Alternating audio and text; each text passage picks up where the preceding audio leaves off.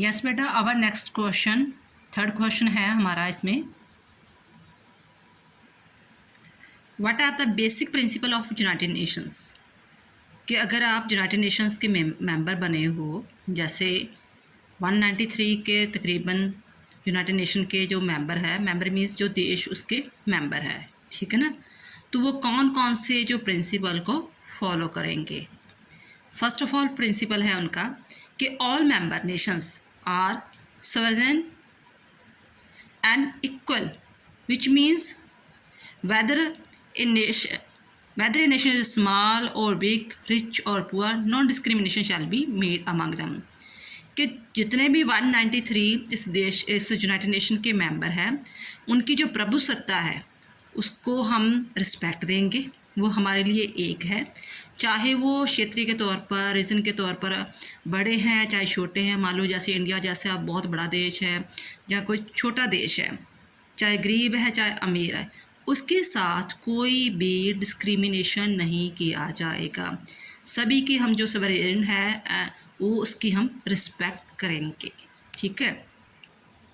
Second point, all member nations shall fulfill in good faith their obligation in accordance with the charter। जो भी United Nations का charter है, जैसे हमारे जो कॉन्स्टिट्यूशन उसका प्रेम्बल है ना, प्रस्तावना, तो प्रस्तावना में सारे ऑब्जेक्टिव लिखे होते हैं कि हम अपने संविधान को कैसा बनाना चाहते हैं, हम अपने देश के रूल रेगुलेशन कैसे बनाएंगे, कैसे सिस्टम चलाएंगे। इसी तरह ही यूनाइटेड नेशन का एक चार्टर है, जिसे हम उसका संविधान भी बोल सकते हैं, कॉन्स्टिट्यूशन भी बोल सकते हैं। तो सारे जो देश है वो इस चार्टर को फॉलो करेंगे, उनको मानेंगे, उसमें बिलीव करेंगे, ठीक है।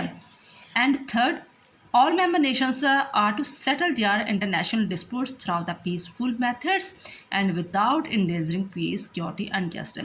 जितने भी इस देश के इस ऑर्गेनाइजेशन के मेंबर हैं, वो अपने जो भी आपस में उनके डिस्प्यूट हो रहे हैं, कोई लड़ाई झगड़ा हो रहा है बाउंड्रीज को लेकर, जहाँ ह्यूमन्स राइट्स को लेकर या किसी भी तरह हो रहा है, तो उन डिस्प्यूट को जो आपस में बातचीत के द्वारा, ट्रीटी के द्वारा किसी भी तरह सॉल्व करने की कोशिश करेंगे, जो जैसे हम 2 वार देख चुके हैं, फर्स्ट वार, सेकंड वर्ल्ड वार, अब हम जो दुनिया की जो पीस, सिक्योरिटी, जस्टिस वो दोबारा से ख़त्म ना हो, डिस्टर्ब ना हो।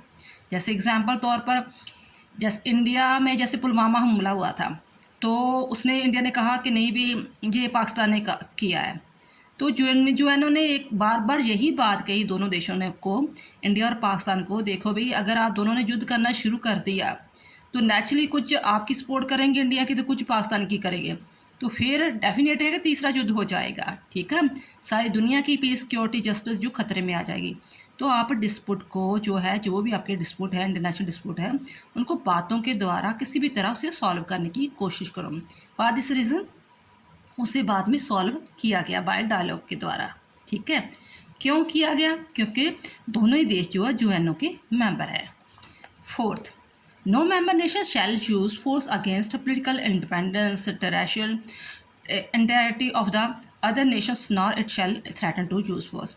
कोई भी देश दूसरे देश की जो राजनीति है, पॉलिटिकल इंडिपेंडेंस है, उसकी राजनीतिक स्वतंत्रता है या टेरिटोरियल इंटीग्रिटी है, उसके खिलाफ कोई भी काम नहीं करेगा। जैसे पहले जब पंजाब में माहौल ख़राब हुआ था, तो ये ब्लेम पाकिस्तान पर लगता था कि ये जानबूझकर इंडियन की जो पॉलिटिकल इंडिपेंडेंस है उस पर इंटरफेयर कर रहा है, उनके टेरिटोरियल इंटीग्रिटी को वो बंद करने की कोशिश कर रहा है कि चलो जो पंजाब उनसे, इंडिया से अलग हो जाए। तो ऐसा नहीं किया जा सकता, ठीक है। नेक्स्ट है, no member nation shall help that state against whom United Nations is taking action. कोई भी देश उस स्टेट की हेल्प नहीं करेगा जिसके खिलाफ यूनाइटेड नेशंस काम कर रहा है। एग्जाम्पल के तौर पर रशिया ने यूक्रेन पर हमला किया, तो यूएनओ ने कह दिया कि रशिया हमलावर है। सिक्योरिटी के अकॉर्डिंग, जनरल असेंबली के अकॉर्डिंग ये डिसीज़न फाइनल हो गया कि रशिया हमलावर है, ठीक है। तो उसके खिलाफ सारी यूएनओ जो है वो कार्रवाई कर रही है, नाटो सीटो भी कर रही है और यूएनओ भी कर रही है। तो अब इंडिया, रशिया चाहे इंडिया का मित्र देश है, लेकिन अब इंडिया रशिया की ये तो नहीं है कि वो उसके साथ आर्मी, इसी के साथ हेल्प करेगा या उसे पैसा देगा। ऐसा वो कभी भी नहीं कर सकता। इतना जरूर कह सकता चलो मैं उत्तर का उसका मित्र देश हूँ, लेकिन इंडिया भी ऐसे यूएनओ का मेंबर होने के नाते वो उसकी खुलेआम मदद नहीं कर सकता। 6 point, the United Nation shall ensure that the state which are not member act in accordance with this principle in so far is necessary for the maintenance of international peace and security। United nation इस बात को sure करेगा कि चाहे जो member हमारे नहीं है, चाहे जो है ना कोई मेंबर नहीं है, मान लो कि 193 मेंबर है, तो माना जाता है कि 200 देश हैं दुनिया में, ठीक है ना। तो चलो जो देश है इसके मेंबर नहीं बने, फिर भी हम उसके साथ जो है पीस एंड सिक्योरिटी वाला बिहेवियर करेंगे ताकि जो दुनिया में जो है international peace and security create हो सके, ठीक है।